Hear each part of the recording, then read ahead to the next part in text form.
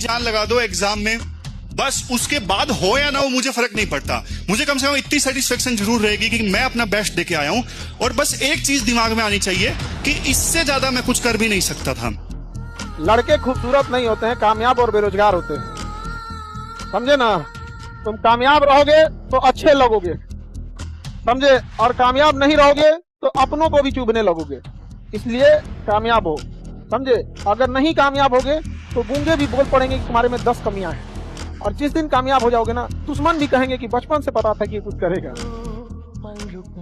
लड़के लोगों की कोई फीलिंग विलिंग देखने वाला नहीं है, और ना ही हम लोग को किसी से उम्मीद रहती है कि कोई हम लोग का ख्याल रखे कि तबीयत खराब हो गया, ऐसा और दर्द कर रहा है, से कुछ नहीं मतलब रहता। वो बचपन से ही कभी कोई रखबे नहीं किया तो आदत तो ही रहेगा। तबीयत खराब हो गया, साइड में जाके सूझ जाएगा। बस एक ही चीज पूछा जाता है लड़कों से, कमाता कितना है, और कुछ नहीं। हमेशा लड़ना बहादुरी नहीं है। भगवान राम ने बाली को खुलकर नहीं मारा, पीछे से। भगवान कृष्ण ने जरासंध को खुद जाके नहीं मारा। युद्ध के लिए तैयार रहना बहादुरी।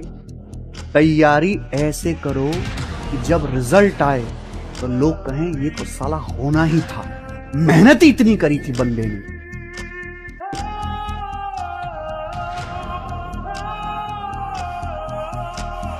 हम चाहते हैं कि जिंदगी शांति और सुकून से कट जाए, और सपना है कि भगवान कृष्ण की तरह जिए, क्राउन पहन ले और जीवन में 50-60 गोपियां हो और द्वारिका जैसा राज्य हो और राधा जैसी प्रेमिका हो। लेकिन साथ में कंडीशन और है भैया, हम चाहते हैं शांति और सुकून से जिए। शांति और सुकून से जीने के लिए भिखमंगा होना पड़ता है, और कोई रास्ता गुरुजी है नहीं। शांति और सुकून से जीने के लिए चपरासी होना पड़ता है, और कोई रास्ता है नहीं। जहाँ महत्वाकांक्षा है वहाँ संघर्ष है, और जहाँ संघर्ष है वहाँ शक्ति चाहिए, मन की, तन की।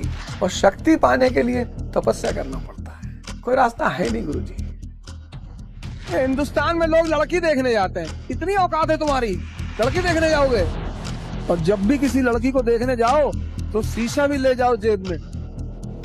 और जब किसी लड़की के बाप से दहेज मांगो तो यहाँ मत्थे पे लिख के जाओ, अपने मत्थे पर, अपने पापा के मत्थे पे, कि हम भिखमंगे, हमारे अब्बा भिखमंगे। लड़की वाले तो देना ही चाहते हैं, उनसे क्या मांगना, लड़की तो दे ही रहे हैं सर, और किसी का जीवन ले लोगे। और आजकल के तो माँ बापों से बिल्कुल नहीं मांगना चाहिए सर। वो बाप अपना पूरा जीवन लगा देता अपनी बच्ची को पढ़ाने में। कर देना हुआ, चाहे अब्राहम लिंकन को मारना हुआ, चाहे सुकरात को हो, चाहे ईसा मसीह को सूली पे चढ़ाना हो, या फिर इमाम हुसैन का कत्ल करना हो, ये समाज उसी को उंगली उठाता है जो इसे साथ। डॉक्टर अम्बेडकर ने तो एक बात कही सबसे शानदार, कहा शिक्षा शेरनी का दूध है, जो पिएगा वो दहाड़ेगा। इसलिए तो किताब ली हुई उनकी फोटो आती है। मोक्ष मुक्ति नहीं है, बुक मुक्ति है, बुक, किताब। हर दलित व्यक्ति, शोषित व्यक्ति, परेशान व्यक्ति बस किताबों से दोस्ती कर ले। इतनी इज्जत डॉक्टर अम्बेडकर को क्यों मिली?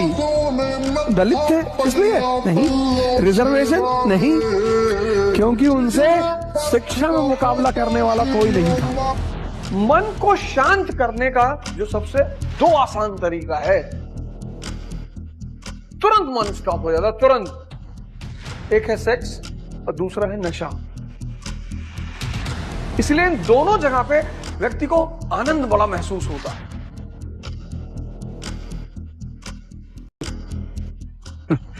मोटिवेशन ढूंढ रहे हो? फेसबुक, इंस्टाग्राम, पूरा यूट्यूब छान मार लिया। सक्सेस कैसे हो, बड़े आदमी कैसे बने, पुरानी बातों को कैसे भूले, उसने मुझे धोखा दिया क्या करें, उसको कैसे अपने वश में करें। नहीं मिलेगी भाई मोटिवेशन, तुम कितनी भी कोशिश कर लो, तुम आदी हो चुके हो इस घर के 4 दीवारी में बैठ के बस ऊंची ऊंची बातें सोचने के लिए, अपने मन को शांत रखने के लिए बस इस 4 दीवारी के अंदर बैठ के सोच रहे हो। तुम बाहर की दुनिया में नहीं देख रहे हो कि क्या हो रहा है, कैसे हो रहा है, क्यों हो रहा है। तुम बस अपने मन में जो सोच लिया उसी पे लगे पड़े हो। तुम्हें अगर सच में मोटिवेशन चाहिए ना तो इस पहले अंधेरे कमरे में से बाहर निकलना होगा, बाहर की दुनिया देखनी होगी। तुम्हें धोखा भी खाना होगा, ठोकरें भी खानी होंगी, और तो और अकेलापन भी महसूस करना होगा। तब जाके तुम्हें इतना सा मोटिवेशन मिलेगा और तब तुम लाइफ में इतना कुछ कर सकते हो, तुम्हारे को कोई बताने वाला भी नहीं आएगा। जिस दिन तुम इंस्टाग्राम और फेसबुक की वीडियो नहीं देख पाओगे और ना ही अपने व्हाट्सएप का स्टेटस लगा पाओगे, उस दिन तुम लाइफ में इतना कुछ कर जाओगे, उस दिन ना कोई तुम्हें रोकने वाला होगा और ना ही तुम्हें किसी की जरूरत पड़ेगी, और वही तुम्हारे लाइफ का सबसे बड़ा मोटिवेशन होगा। फालतू की रील देखने से अच्छा है मुझे फॉलो कर लो। मैं तुम्हारे काम तो नहीं आऊंगा, लेकिन तुम्हारी जिंदगी के लिए इतनी इंपॉर्टेंट बात बोल के जाऊंगा जो तुम्हारी जिंदगी के लिए बहुत ही जरूरी है। कोई गाली दे और तुम मुस्कुरा रहे हो, तब तुम बहुत डेंजरस आदमी हो। मुस्कुराते मुस्कुराते तुमने पिस्टल निकाली और 4-5 राउंड मारा और फिर मुस्कुरा रहे हो। शिशुपाल को तो ऐसे ही तुम्हारा कि सफल होने से पहले शादी कतई ना करें। ये जो जिम्मेदारी है ना, ये जीते जी आपको नरक का दर्शन करा देंगी। जिंदगी च कदे कोई आए ना रब्बा।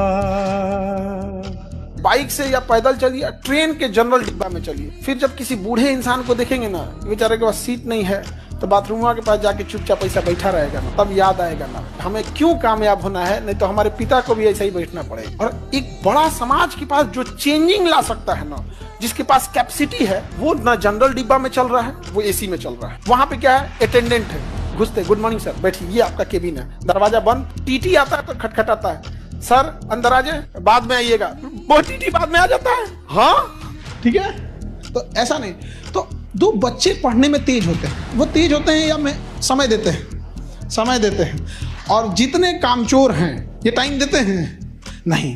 देखिए टाइम नहीं देता है ये समस्या नहीं है, समस्या अब शुरू होगा। सुनो, ना वो टाइम देते हैं ना उन्हें पढ़ने में मन लगता है, लेकिन सपने लंबा लंबा देखते हैं सब। एक दिन हम बदलेंगे परिवार की स्थिति, एक दिन हम बड़ा आदमी बनेंगे। भाई ये दोनों काम छोड़ दे तुम, या तो तुम समय दे या तो सपने देखना बंद कर दे, समझे।